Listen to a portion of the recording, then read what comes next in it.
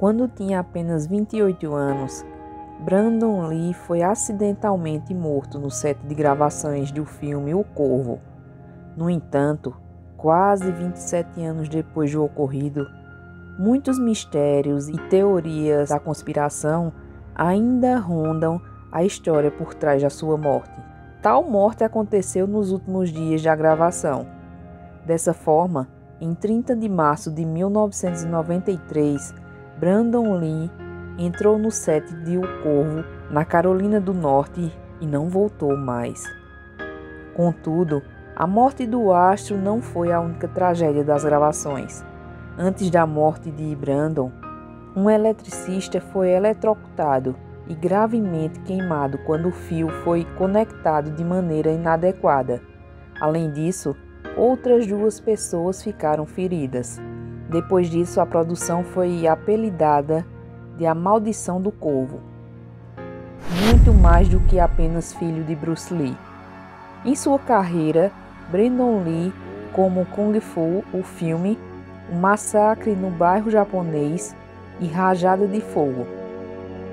No entanto, sua carreira se iniciaria e acabaria nos anos 1990. Nessa época, Brandon queria ser lembrado por algo diferente e não apenas como filho de Bruce Lee, como ele disse uma vez. Por isso, em 1993, ele assumiu o papel principal na adaptação cinematográfica de O Corvo. Na história, um astro do rock volta dos mortos para vingar seu assassinato e o de sua noiva.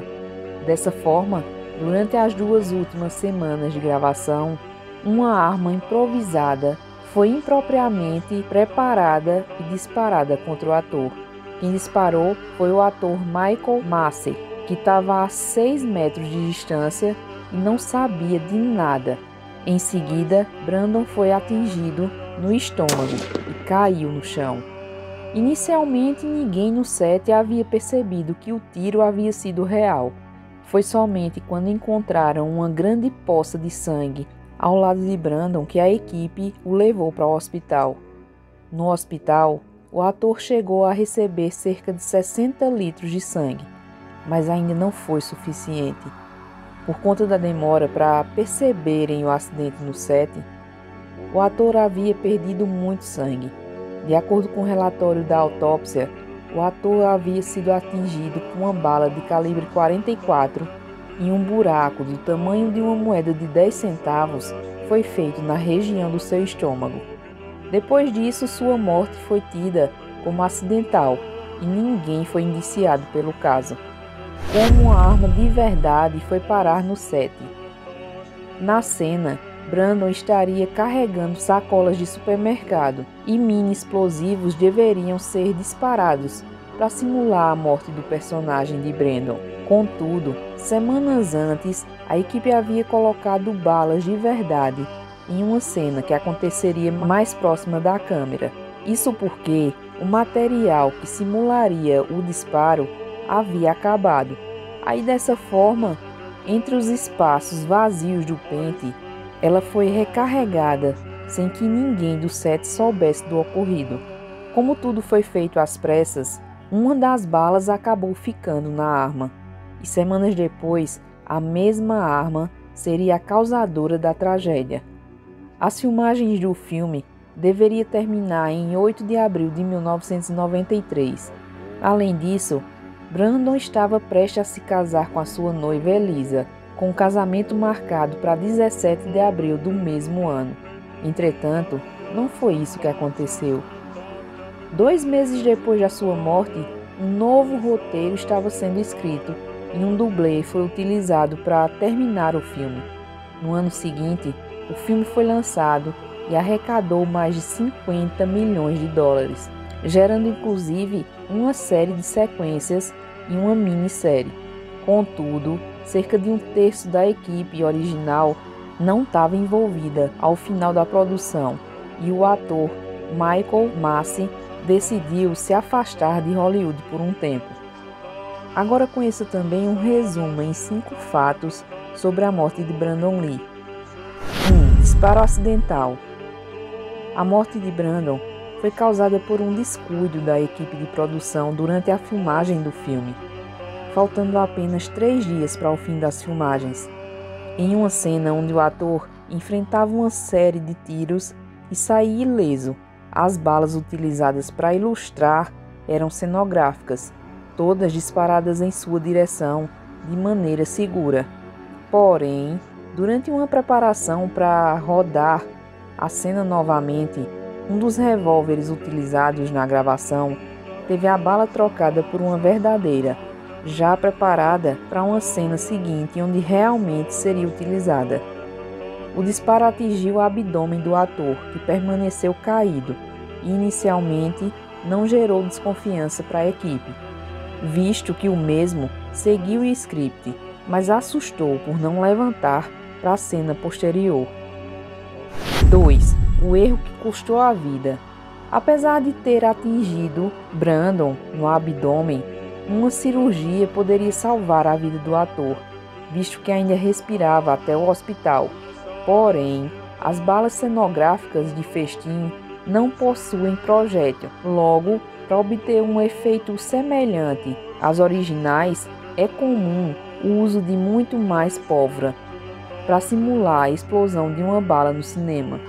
Quando a bala verdadeira foi inserida, o fato de a explosão ter sido bem mais violenta do que a de um tiro normal fez o projétil ser disparado com força, se alojando entre seus órgãos.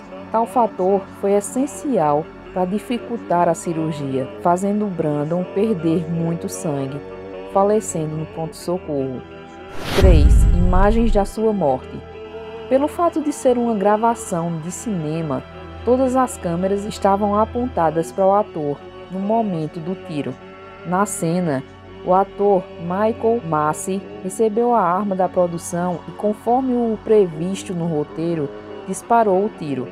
Um saco de sangue artificial foi acionado no momento do disparo, com a cena podendo ser fielmente aproveitada na produção, mesmo com a morte. Os produtores, no entanto, não utilizaram. Entregaram todas as fitas para a polícia durante a investigação, com a condição de que as mesmas seriam destruídas e jamais compartilhadas com o fim do trabalho dos peritos. A cena foi refeita com um dublê e o roteiro foi modificado para que o personagem sofresse uma facada em respeito aos familiares. 4. Conclusão do filme. A Universal Pictures fez questão de fazer uma dedicação não só ao intérprete do protagonista, mas também à noiva do ator. Nos créditos finais de O Corvo, a equipe agradeceu a cooperação por autorizar o prosseguimento das filmagens, além do uso da imagem do companheiro já gravada e a sua reprodução por efeitos especiais. Com o auxílio de 2 dublês, a obra foi uma das primeiras de Hollywood a trabalhar com a reprodução digital de rostos. O filme foi um sucesso de bilheteria e crítica, rendendo o dobro do dinheiro investido na produção. 5. Semelhança com o pai. A grande lenda do Kung Fu também faleceu por motivos de origem inconclusiva. Bruce Lee, pai de Brandon, costumava manter uma excelente alimentação e tinha um condicionamento físico notável quando faleceu em 1973, com apenas 32 anos, e a causa, uma aspirina dada durante um jantar. Em decorrência das diversas pancadas que levou em sua cabeça ao longo da carreira nas artes marciais e no cinema, o astro chinês desenvolveu uma doença no cérebro que se agravou com a reação química do remédio para dor de cabeça. O mistério que envolve a morte também relaciona uma overdose de medicamentos e um envenenamento nunca comprovados.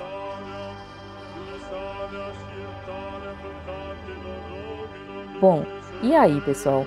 O que vocês acham da história do pai e do filho? É uma coincidência muito bizarra ter acontecido coisas bizarras tanto com o pai como com o filho. Mas eu quero saber a opinião de cada um de vocês. Deixem aí nos comentários o que vocês acham e se sabem mais alguma coisa sobre esses casos. O nosso vídeo agora vai ficando por aqui. Fiquem todos com Deus e até a próxima!